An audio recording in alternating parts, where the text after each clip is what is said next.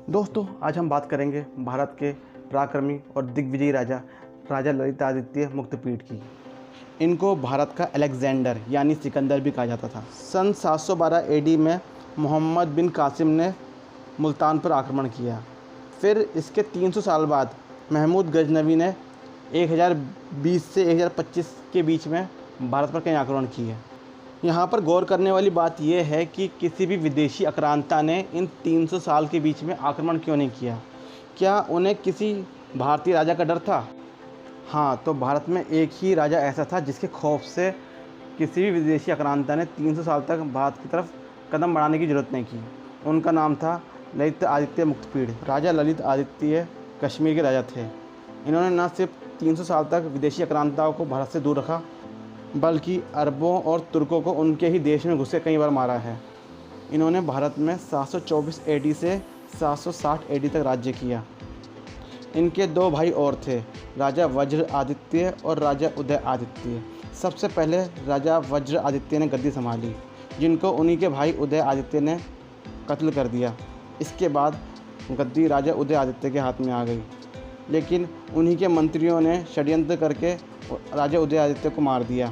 इसके बाद गद्दी राजा ललित आदित्य के हाथ में आ गई।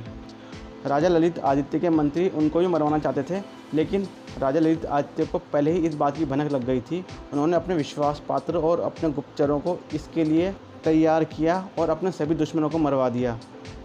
उनके राजा बनते ही तिब्बत ने उन पर आक्रमण किया, जिसके लिए अभी उनकी सेना तैयार नहीं थी। इसलिए उन्होंने यशोवर्मन और चीन के तांग राज्य से सैनिक सहायता मांगी और तिब्बत की सेना को निस्तर नाबूद कर दिया। इस जीत से उत्साहित होकर उन्होंने अपना राज्य विस्तार का मन बनाया और उन्होंने पंजाब, हरियाणा, उत्तरांचल, हिमाचल प्रदेश आदि तक अपना राज्य फैलाया। इसके बाद यशोवर्मन और ललित आदित्य के बीच टकराव पैदा हुआ। ललित आदित्य ने यशोवर्मन को हराकर उनके अधीनस्थ सभी राज्य अपने कब्जे में कर लिए और धीरे धीरे बंगाल, आसाम, गौड़ा, कलिंगा राज्य भी उनके अधीन हो गए। फिर दक्षिण में रत्नादेवी को हराकर कोंकण, द्वारका, अवंती, कम्बोज तक अपना राज्य फैलाया। अब लगभग पूरे भारत पर ललित आदित्य का कब्जा हो चुका था, सिर्फ राजस्थान को छोड़कर। इसलिए उन्होंने राजस्थान का रुख किया और वहाँ पर गुहिला के राजा बप्पा रावल को हराकर मेवाड़, उज्जैन और चित्तौड़गढ़ भी अपने अधीन कर लिया। इसके बाद उन्होंने यशोवर्मन, बप्पा रावल और रत्ना देवी से संधि करके अपना राज्य तुर्किस्तान, कजाकिस्तान, ईरान, उज़्बेकिस्तान तक फैलाया। इसके अलावा चाइना तक के कुछ राज्यों तक में भी उनका आधिपत्य स्थापित हो चुका था। इसी बीच कुछ विदेशी आक्रांताओं ने भी भारत की तरफ रुख किया, जैसे कि खलीफा हिशाम। उसने सिंध के अरब गवर्नर जुनैद से कहा कि कश्मीर पर हमला करे और उस पर कब्जा कर ले। तब राजा ललित आदित्य ने जुनैद को बुरी तरह से हराया और उसकी सेना को निस्तर नाबूद कर दिया। इसके अलावा सिंध के राजा दाहिर की मृत्यु के बाद सुल्तान मोमिन ने सिंध पर कब्ज़ा कर लिया। उसने औरतों की इज्जत को तार तार किया, बच्चों को गुलाम बनाया और नवयुवक जिन्होंने इस्लाम स्वीकार कर लिया उनको तो छोड़ दिया, लेकिन बाकी सभी को मार दिया। इसके अलावा बुज़ुर्गों को उसने बुरी तरह मारा। उसने भारत के मंदिरों और धार्मिक स्थलों को लूटा और उन्हें तोड़ता हुआ आगे बढ़ा। वह जहाँ से भी गुजरता था वहाँ पर लोगों को गाजर मूली की तरह काटता था। राजा ललित आदित्य ने इस उज़्बेकिस्तान के सुल्तान मोमिन को 4 बार हराया और 5वीं बार में जान से मार दिया।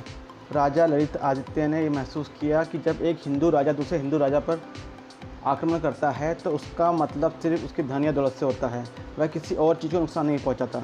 लेकिन जब अरब या इस्लामिक आक्रांता भारत पर आक्रमण करते थे तो यहाँ पर वो लूटपाट के अलावा यहाँ के लोगों को मारना, धर्म परिवर्तन करना, उनके मंदिर मठों को तोड़ना और उनकी संस्कृति को बिल्कुल विनाश कर देना आदि उनके उद्देश्यों में शामिल होता था।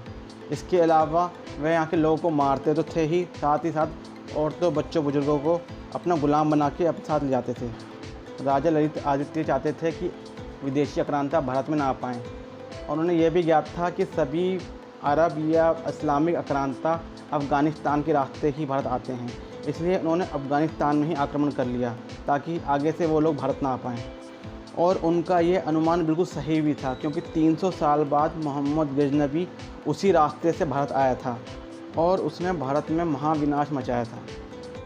इसके बाद उन्होंने बप्पा रावल के साथ मिलकर तुर्किस्तान, कजाकिस्तान, ईरान और उज़्बेकिस्तान में घुस के अरबों को और आक्रांताओं को मारा है। इससे पहले हिंदुस्तानी राजा सिर्फ अरबों से अपना बचाव ही करते थे, उनके घर में घुस के मारने की उनकी हिम्मत नहीं थी। लेकिन राजा ललित आदित्य पहले ऐसे राजा थे जिन्होंने भारत से तो अरब और इस्लामिक आक्रांताओं को सफाया किया ही, साथ ही साथ उनके घर में घुस के उनको मारा है।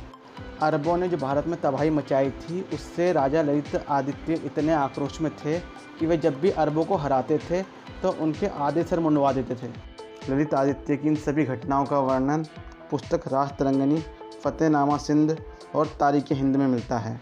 राजा ललित आदित्य द्वारा पराजित अरबी और इस्लामिक आक्रमणकारियों पर इतनी दहशत थी कि इन्होंने अगले 300 साल तक भारत की ओर देखने की भी हिम्मत नहीं की। इसके अलावा उन्होंने अनेक विद्यालय, विश्वविद्यालय और मंदिरों का निर्माण किया। उनके द्वारा बनाया गया मार्तंड मंदिर एक खूबसूरत और एक अद्भुत रचना थी, जिनको बाद में इस्लामिक आक्रमणकारियों ने तोड़ डाला था। ये बहुत दुख की बात है कि अखंड भारत का निर्माण करने वाले शौर्य और पराक्रम से भरे राजा ललित आदित्य के बारे में ना तो कहीं पढ़ाया जाता है और उन्हें बहुत ही कम लोग जानते हैं, और जिस कश्मीर पर उन्होंने राज किया आज वो आतंकवाद के घेरे में है।